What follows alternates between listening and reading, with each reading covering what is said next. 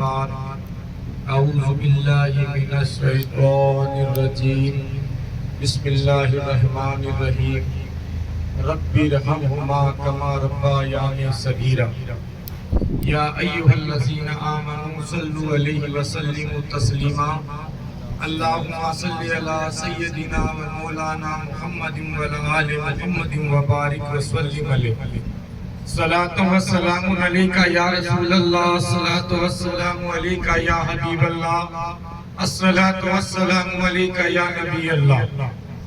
بہن کے عشق کے جیور درود پڑھتے رہو، بہن کے عشق کے جیور درود پڑھتے رہو، سوار نہ ہو مقدر درود پڑھتے رہو، اتار دے گا خدا سر سے چادر عشیاں، تم اٹھتے بیٹھتے اکثر درود پڑھتے رہو۔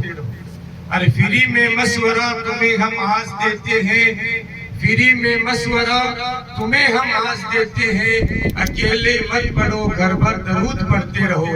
اللہم صلی علی سیدنا و مولانا محمد و علی آل محمد وبارک وسلم علیہ صلاۃ و سلام علیکہ یا رسول اللہ الصلاۃ و سلام علیکہ یا حبیب اللہ الصلاۃ و سلام علیکہ یا نبی اللہ۔ برادران اسلام، اس سے پچھلی میلاد میں بھی آپ نے ماں کے حوالے سے سنا تھا کہ ماں کا کیا مقام ہے، ماں کی کیا عظمت ہے، ماں کی کیا فضیلت ہے، ماں کا کیا مقام ہے، اور انشاءاللہ وہیں سے آگے آپ گفتگو سماعت فرمائیں اور اپنے علم میں اضافہ کریں۔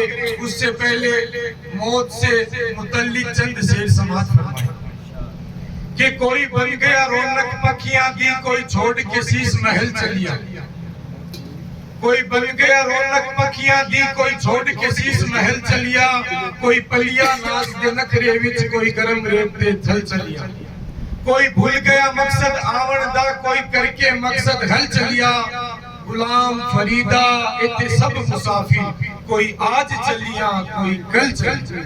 جانا ہے میرے بھائیوں، کوئی کسی نے زندگی بھر کا یہاں پر پٹا نہیں بنا رکھا۔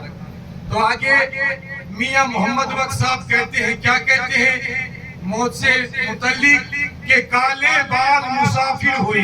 یہ جو کالے بال ہے نا، یہ مسافر کی طرح ہے۔ مسافر کا کام ہے کہ چند گھنٹے، چند دن، چند لمحہ ٹھہری اور چلے گئے، کہ کالے بال مسافر ہوئے، چٹیاں ڈیرا لائے۔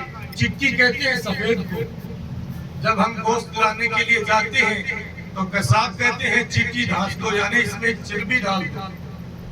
کہ کالے بال مسافر ہوئے، چٹیاں ڈیرا لائے، اور بیخ محمد بخشا موت سنیہا، یہ موت اتنے قریب۔ اور آگے بابا فرید گنج شکر پاک پٹن والے کیا کہتے ہیں، اٹھ فریدہ ستیا جھاڑو دے مسیح، اٹھ فریدہ ستیا جھاڑو دے مسیح، تو سوتیا رب زاگدہ تیری دادی نال پری۔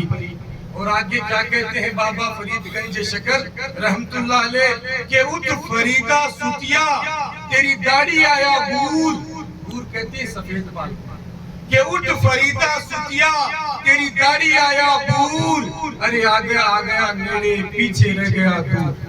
میرے بھائیوں، جب سفید بال آنے لگ جائے تو سمجھ لینا کہ ہم قبر کے نزدیک ہو رہے ہیں، ہم موت کے نزدیک ہو رہے ہیں۔ اور آگے ڈاکٹر علامہ اقبال صاحب کیا کہتے ہیں، جب ان کی ماں کا انتقال ہوتا ہے، وہ غیارِ دیر میں تھے، یعنی لندن وکالت کرنے کے لیے گئے ہوئے تھے۔ جب ان کی ماں کا انتقال ہوا تو اپنی ماں کی شان میں ایک طویل مرثیہ لکھا، جس کا شعر سماعت فرمائے۔ وہ کیا کہتے ہیں ڈاکٹر علامہ اقبال صاحب کہ کلبائے افلاس کے دولت کے کاشانے میں موت، کلبائے افلاس کے دولت کے کاشانے میں موت، ارے دست در میں شہر میں جنگل میں ویرانے میں موت۔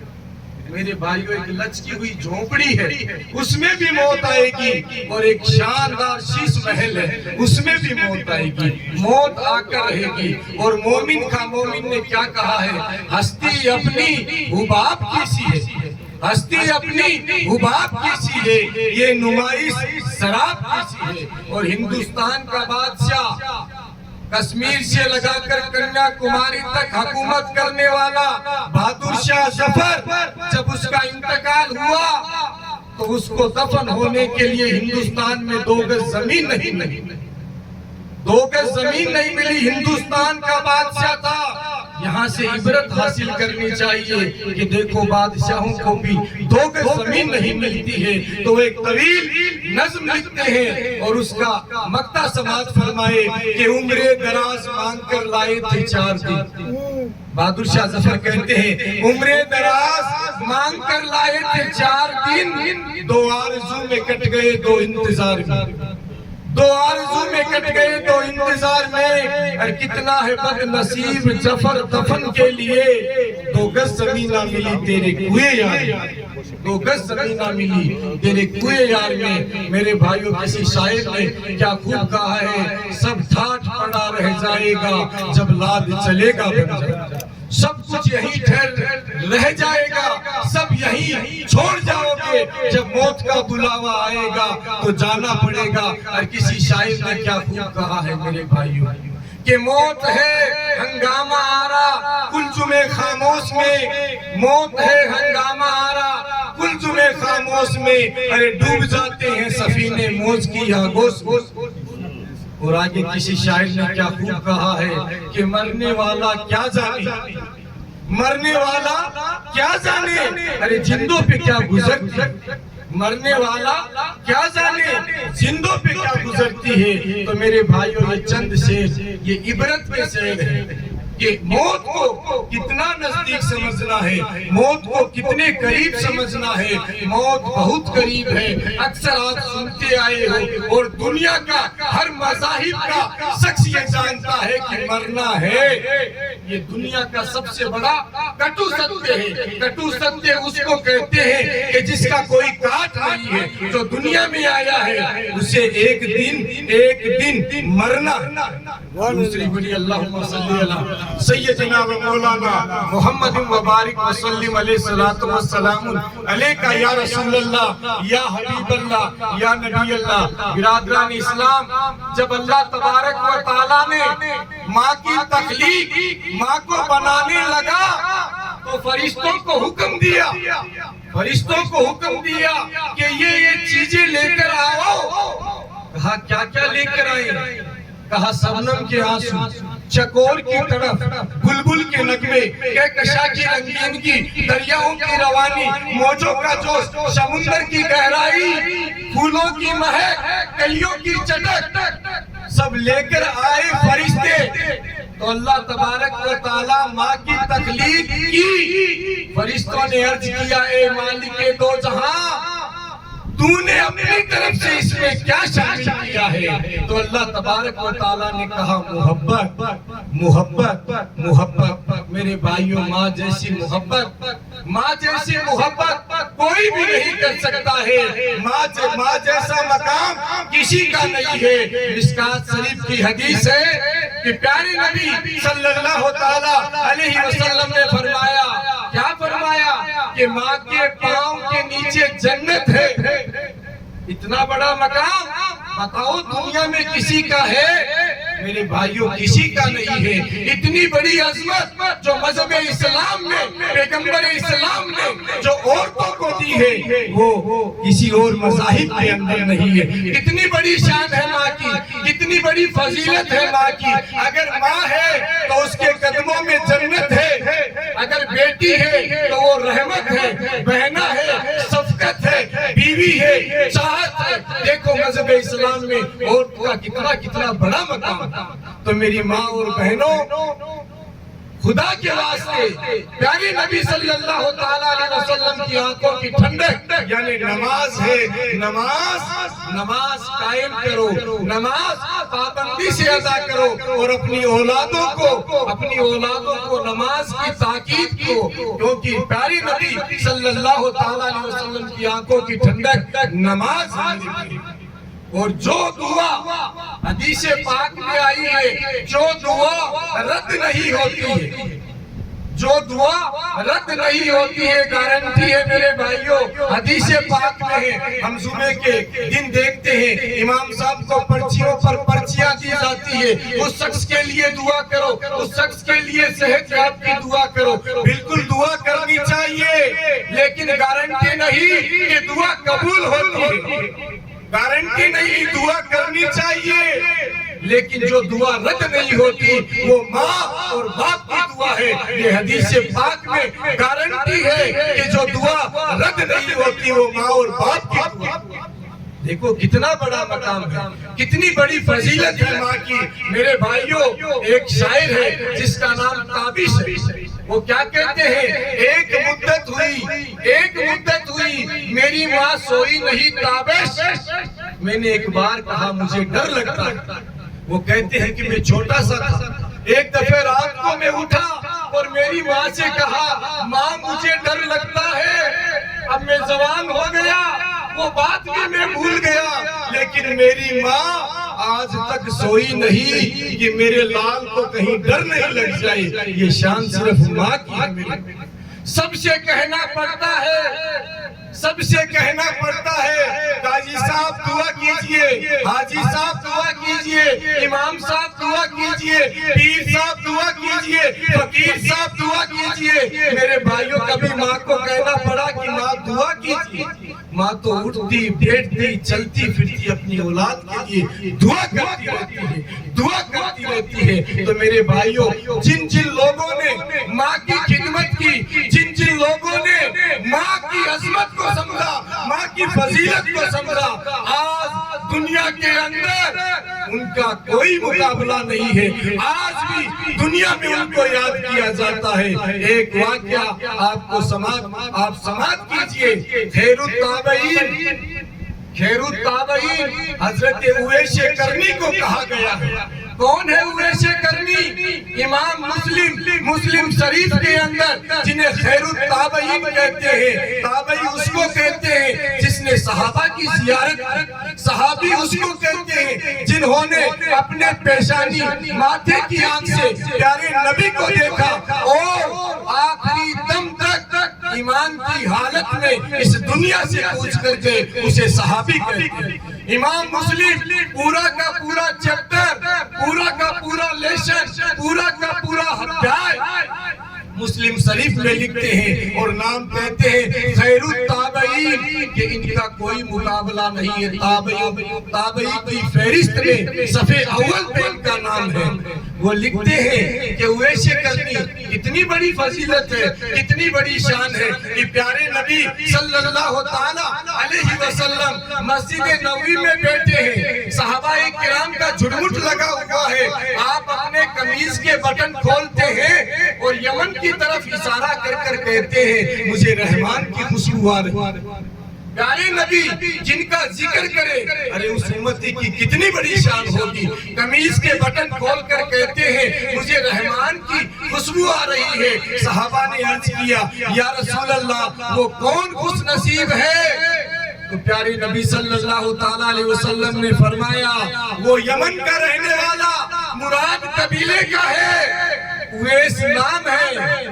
تو کہا یا رسول اللہ، صحابہ کرام نے عرض کیا یا رسول اللہ وہ کیوں نہیں ملنے آ رہے ہیں؟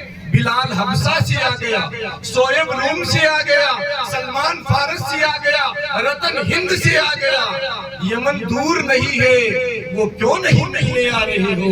پیارے نبی صلی اللہ تعالیٰ علیہ وسلم کی آنکھوں میں آنسو آ جاتے ہیں، وہ آنسو آ جاتے ہیں اور کہتے ہیں اس کی ماں بوڑھی اور نابینا ہے۔ ایک تو ماں ہے، بوڑھی ہے، آنکھوں سے اندھی ہے، اس کی خدمت اویس کے علاوہ کوئی کرنے والا نہیں ہے۔ اویس نے اپنی ماں کی خدمت اتنی شاندار انداز سے کی ہے کہ اویس نے شادی بھی نہیں کی اور ماں کی خدمت میں لگا اپنے دو صحابہ کرام کی طرف اشارہ کر کر کہتے ہیں، ایک تو عمر فاروق رضی اللہ تعالیٰ عنہ کی طرف، دوسرا اشارہ مولا کائنات مولا علی شیر خدا کی طرف، اور کہا یہ میرے پہننے کی جو قمیص یہ زبہ مبارک ہے، جب تم ان سے ملو تو ان کو تحفے میں دینا، اور ایک بات ضرور یاد رکھنا کہ آپ ان سے میری گنہگار امت کی دعا کرانا، کیونکہ اویس ہاتھ اٹھا کر جو دعا کر دیتا ہے اللہ اس کی دعا کو رد نہیں کرتا۔ یہاں پر رک کر ایک بات بتانا چاہتا ہوں کہ آپ کا مقام سورہ انبیاء آیت نمبر 107 وَمَا أَرْسَلْنَاكَ إِلَّا رَحْمَةً لِّلْعَالَمِينَ، آپ تمام جہانوں کے لیے رحمت ہے، لیکن آپ فرما رہے ہیں کہ اویس سے دعا کرانا۔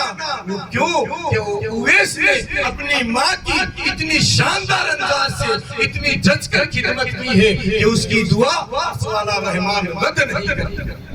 آقا کا مثال ہو جاتا ہے، پہلے خلیفہ حضرت ابوبکر صدیق رضی اللہ تعالیٰ عنہ بنتے ہیں، دوئم خلیفہ فاروق اعظم بنتے ہیں، اور دیکھو جب دوئم خلیفہ بنتے ہیں حج کا وقت ہوتا ہے، عرفات کے میدان میں تمام حاجی اکٹھا ہوتے ہیں، اور عمر فاروق مولا علی کو ساتھ لے کر کہتے ہیں کہ ایک وعدہ پورا کرنا ہے۔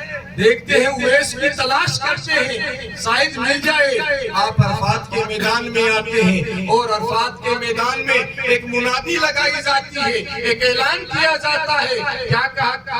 کیا اعلان کیا جاتا ہے کہ جو حضرات یمن سے آئے ہیں وہ کھڑے ہو جاؤ۔ بہت سے حضرات جو یمن سے آئے تھے وہ کھڑے ہو گئے، پھر منادی لگائی جاتی ہے، کیا لگائی جاتی ہے کہ جو کرن سے آئے ہیں وہ کھڑے ہو جائے۔ چند حضرات کھڑے تھے، پھر کہا کہ جو مراد قبیلے سے ہے وہ کھڑا ہو جائے۔ ایک شخص کھڑا رہا، باقی سب بیٹھے رہے۔ آپ ان کے پاس جاتے ہیں، دوئم خلیفہ اور مولا کائنات جا کر کہتے ہیں آپ اویس کرنی ہو؟ کہا نہیں، میں اس کا چچا یا چچا جان بھائی ہوں۔ تو کہا ہمیں اویس کا پتہ بتاؤ۔ وہ مسکرا کر کہنے لگا مظلوم ہے، جب دنیا ہستی ہے اویس روتا ہے، اور جب دنیا روتی ہے اویس ہستا ہے۔ تو کہا مظلوم ہے کہ چاہے کیسا بھی ہوگا کام کا آدمی ہے، ہمیں ایک وعدہ پورا کرنا ہے۔ تو کہا عرفات کے میدان میں کہیں بکریاں یا اونٹ چرا رہا ہوگا۔ میرے بھائیوں اس زمانے کے اندر جو حاجی لوگ جایا کرتے تھے لاؤ لشکر کے ساتھ جایا کرتے تھے، کاروے کے ساتھ جایا کرتے تھے، سب ساز و سامان لے کر جایا کرتے تھے، یہاں تک کہ اونٹ بکریاں ان کا ریوڑ بھی ان کے ساتھ جایا کرتا تھا۔ تو کیا فرماتے ہیں عرفات کے میدان میں کہیں بکریاں چرا رہے ہوں گے، ان کی تلاش میں مولا کائنات دوئم خلیفہ فاروق اعظم نکلتے ہیں، چلتے رہتے ہیں، آخر میں جا کر دیکھتے ہیں کچھ بکریاں چل رہی ہیں، کچھ اونٹ چل رہے ہیں، ایک شخص تنہا نماز پڑھ رہا ہے۔ آپ اس کے پاس جا کر بیٹھ گئے۔ نماز لمبی چل رہی ہے، سجدوں پہ سجدہ چل رہا ہے، سجدوں پہ سجدہ چل رہا ہے، نماز چل رہی ہے، اور کافی دیر کے بعد جب اویس کرنی نے سلام پھیرا، سلام پھیرنے کے بعد آپ سے سلام کیا اور کہا آپ کون ہیں؟ آپ نے تھوڑی جلدی کر دی، اگر تھوڑا اور رک جاتے تو میں قیامت تک پیارے نبی صلی اللہ تعالیٰ علیہ وسلم کی امت کو بخشوا دیتا۔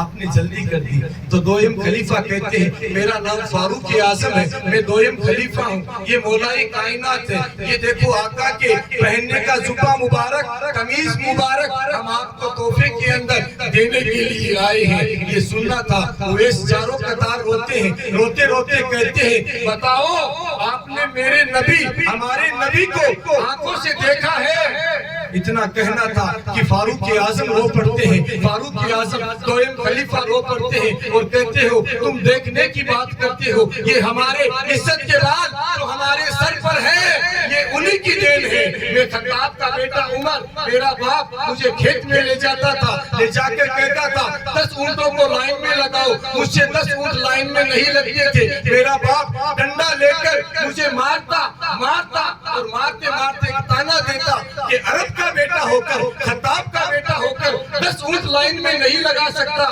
اے عمر تو تیری زندگی میں کچھ نہیں کر سکتا، ایسے ہی پھرے گا۔ اور آج آقا کی دعاؤں کا صدقہ ہے کہ 24 لاکھ مربع میل پر عمر کی حکومت، 24 لاکھ مربع میل کو اگر چھتر پھل میں کاؤنٹ کر دیا جائے آدھی دنیا سے زیادہ عمر کی حکومت ہے۔ یہ دیکھو آقا کی دعاؤں کا صدقہ ہے۔ پھر مولا کائنات نے کہا آپ نے پیارے نبی کو دیکھا ہے، کہا تم دیکھنے کی بات کرتے ہو، جب میں 1 سال کا تھا میرے ابو طالب سے پیارے نبی نے لے لیا۔ 1 سال کے بچے کی تمام ضروریات آقا پوری کر رہے ہیں، کھلا بھی آقا رہے ہیں، پلا بھی آقا رہے ہیں، بولنا بھی آقا سکھا رہے ہیں، چلنا بھی آقا سکھا رہے ہیں۔ تو کہا میرا تو خود ذاتی مکان نہیں، میں تو ان کے ساتھ ہی رہتا ہوں۔ تو کہا کہ جب اگر دیکھا ہے تو بتاؤ پیارے نبی صلی اللہ تعالیٰ علیہ وسلم کے ابرو مبارک، عربی زبان میں بھوئیں مبارک کو ابرو کہتے ہیں، بتاؤ یہ ملے ہوئے تھے یا کھلے ہوئے تھے؟ اتنا سنا تھا کہ دونوں جاروں قطار ہونے لگے کہ ہم نے دیکھا ہے مگر ایسے نہیں دیکھا، کیا اویس کرنی سے پوچھو۔ تو کہا تم بتاؤ، تو کہا کہ آقا کا معجزہ تھا، پیارے نبی صلی اللہ تعالیٰ علیہ وسلم کا معجزہ تھا کہ جب دور سے آتے ہوئے تو یہ ابرو مبارک ملے ہوئے نظر آتے اور پاس آ جاتے تو ابرو مبارک کھلے کھلے۔ پھر فاروق اعظم نے کہا اے اویس کرنی تم تو آئے نہیں، تمہیں تو دیدار کیا ہی نہیں، یہ بات تم کیسے جانتے ہو؟ تو کسی شاعر نے کیا خوب کہا ہے کہ تصور سے دل و جاں میں اجالا کر لیا میں نے، تصور سے دل و جاں میں اجالا کر لیا میں نے، کہ آنکھیں بند کی ان کا نظارہ کر لیا میں نے۔ تو پھر آگے کیا ہوتا ہے؟ وہ زبا مبارک تحفے میں دیا جاتا ہے، امت کی بخشش کی دعا کی جاتی ہے، اور دعا کرنے کے بعد بہت سارے محدثینوں نے لکھا ہے کہ اویس کرنی نے جو دعا کی ہے وہ دعا قبول بھی ہو گئی، یہ امت بخشی بخشائی امت ہے۔ لیکن نماز پڑھنی پڑے گی، رمضان المبارک کے روزے رکھنی پڑے گی، اللہ نے مال دیا ہے زکوٰۃ دینی پڑے گی، اللہ نے مال دیا ہے حج کرنا پڑے گا، اور آپ بخشی بخشائی امت ہے۔ کل قیامت کا دن ہوگا، جنتی جنت میں، جہنمی جہنم میں، سب اپنا اپنا حساب کر کے چلے جائیں گے۔ آخر میں ایک منادی لگائی جائے گی کہ اویس کرنی کو روک لو۔ اتنا سننا تھا کہ اویس کرنی رک جاتے اور تھوڑا پریشانی بھی محسوس کرتے ہیں کہ مجھے کیسے روکا گیا ہے۔ پھر اللہ تبارک و تعالیٰ کی طرف سے ایک منادی لگائی جائے گی، اے اویس کرنی دیکھ لے میرے محبوب کا کوئی امتی باقی تو نہیں رہ گیا ہے، اگر رہ گیا ہے تو اپنا ہاتھ پکڑ کے جنت میں لے چلے۔ اتنی بڑی فضیلت ہے، یہ عظمتیں ملی ہے، ماں کی خدمت سے ملی ہے، یہ فضیلت ملی ہے، ماں کی فضیلت سے ملی ہے۔ میرے بھائیوں اویس کرنی کا ذکر پیارے نبی کریں، میرے بھائیوں ماں کا مقام، جب ماں بولتی ہے اس کے لہجے میں جبرائیل بولتا ہے، جب ماں مسکراتی ہے جنت کی کھڑکیاں کھول دی جاتی ہے۔ آج یہ پھولوں میں مہک، گلیوں میں چٹک، یہ میرے بھائیوں ماں کے مسکرانے سے، ماں کے مسکرانے سے ہے۔ ماں کی تعظیم کرو، ماں کی خدمت کرو، اور آج آپ کو ایک نسخہ دے کر جا رہا ہوں انشاءاللہ۔ اگر کوئی چاہے کہ میں ولی بننا چاہتا ہوں تو ولی کے لیے شرط ہے یا تو اولاد علی ہوتا ہے وہ ولی ہوتا ہے۔ ہر کسی کے بس کا سودا نہیں ہے۔ ولی کا معنی دوست، ولی کا معنی رفیق سفر، ولی کا معنی اللہ کا دوست، ولی کا معنی رفیق سفر، ولی کا معنی کچھ دلانے والا، اللہ کی سے بات منوانے والے کو ولی کہتے ہیں۔ تو یا تو ولی جو اولاد علی ہوتا ہے وہ ولی۔ پھر دوسرا اسٹیپ، اگر کوئی علی علی علی علی علی علی کرے اللہ اس کے صدقے میں اس کو ولی بنا دے، اور اگر یہ بھی نہ کر سکے تو میرے بھائیوں اگر ماں باپ ہاتھ اٹھا کر دعا کر دے اللہ اس کو بھی ولی بنا دیتا ہے۔ ایک چھوٹا سا واقعہ قبلہ صاحب کہہ کر میں اپنی بات کو سمیٹ رہا ہوں۔ ایک ایسے بزرگ جن کو ماں کی دعا سے اللہ نے ولی بنا دیا، وہ شان، وہ شخصیت کون ہے؟ حضرت بایزید بستامی رضی اللہ تعالی عنہ۔ کون ہے بایزید بستامی؟ ہمارے دادا پیر سید بدیع الدین قطب المدار زندہ شاہ مدار کے پیروں۔ آپ اپنی ماں کے پاس آتے ہیں، جب استاد نے سبق دیا قرآن کریم فرقان حمید میں کہ 2 حق ادا کرو، ایک تو اللہ کا حق، دوسرا والدین کا حق۔ آپ نے اپنی کتاب کو سمیٹا، اپنے بستے کو اٹھایا، آ کر اپنی ماں سے کہتے ہیں اے ماں مجھ سے 2 حق ادا نہیں ہوتے ہیں، یا تو تیرا حق معاف کر دے اور یا دعا کر دے کہ اللہ اپنا حق معاف کر دے، مجھ سے 2 حق ادا نہیں ہوتے۔ ماں بھی اس وقت کی ولیہ تھی، صابرہ تھی۔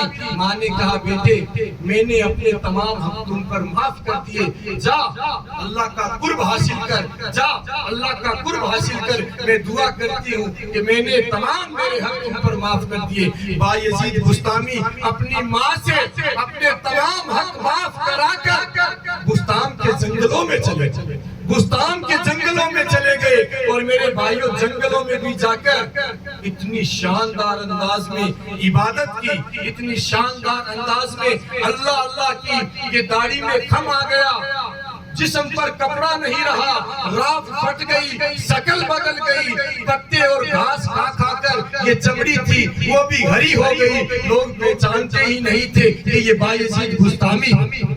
جب 12 سال، ایک کتاب کے اندر 12 سال کا ذکر ہے، ایک کتاب کے اندر 18 سال کا بھی ذکر ہے، ہو سکتا ہے اللہ بہتر جانے، لیکن جب 12 سال یا 18 سال ہو گئے تو بایزید بسطامی نے سوچا کہ دوسرے جنگل میں جاتے ہیں، اللہ اللہ کرتے ہیں۔ انہوں نے اپنی جد نہیں چھوڑی، کہا کہ میں ولی بن کر رہوں گا، تو وہ جد کر لی اور 12 سال کے بعد سوچا کہ کسی دوسرے جنگل میں جاتے ہیں، وہاں جا کر اللہ اللہ کرتے ہیں۔ تو جب دوسرے جنگل میں رات کی تنہائیوں میں نکلے تو رات کی تنہائیوں میں جب ان کا گاؤں آیا، ان کی رہائش آئی، ان کی ماں کا مقام اور جھونپڑی آئی، تو بایزید بسطامی نے سوچا 12 سال یا 18 سال ہو گئے ہیں، ماں زندہ ہے یا نہیں ہے؟ اگر زندہ ہے تو ماں کی زیارت کر کے، ماں کی قدم بوسی کر کے آگے کا سفر لے لوں گا۔ بایزید بسطامی اپنی ماں کی جھونپڑی پر دستک دینے لگا، ایک آواز آئی اے بایزید جب تم خوش نہیں رکھ سکتے تو نیند میں خلل نہیں پہنچا سکتے۔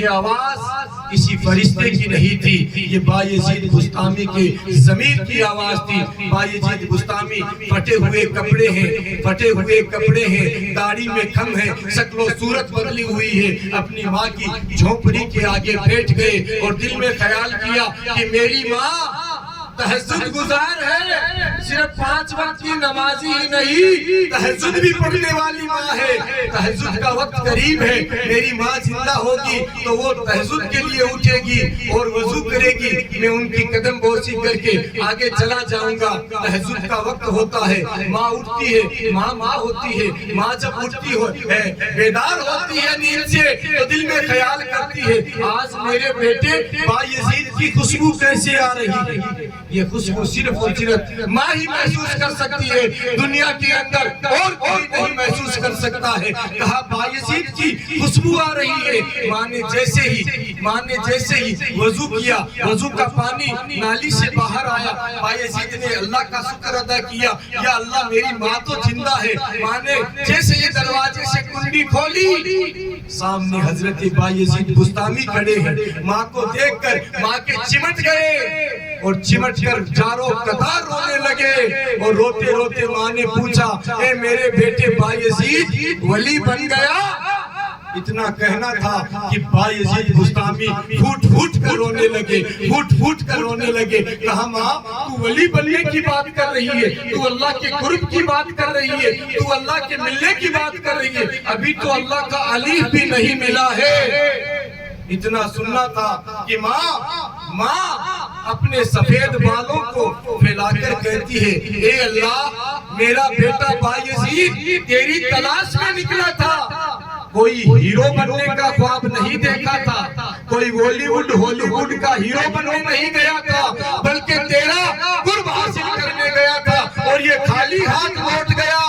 ماں کی دعا ابھی دعا پوری نہیں ہوئی کہ بایزید بسطامی کہتے ہیں کہ مجھے وہ منزل جو مجھے چلوں کے اندر 12 سال 18 سال میں نہیں ملی اور میرے جسم میں ایک روحانی طاقت آ گئی. تو میرے بھائیوں جو دعا رد نہیں ہوتی ہے وہ ماں کی دعا ہے. اللہ تبارک و تعالیٰ سے دعا ہے کہ تمام حضرات حاضرین مجلس جن کے والدین زندہ ہے وہ بھی اپنے والدین کے لیے دعا کرو. ہر فرض نماز کے بعد یہ چھوٹی سی دعا ہے, رب ارحمہما کما ربا یعنی صغیرہ, اے میرے رب ان دونوں کو بخش دے یعنی میرے ماں اور باپ کو بخش دے جنہوں نے بچپن میں مجھ پر رحم کیا ہے. والدین زندہ ہے تو اللہ ان کے درجات کو بلند کر دے گا, اور اس دنیا سے انتقال کر گئے تو اللہ تبارک و تعالیٰ ان کی مغفرت کر دے گا. وما علینا الا البلاغ. السلام علیکم.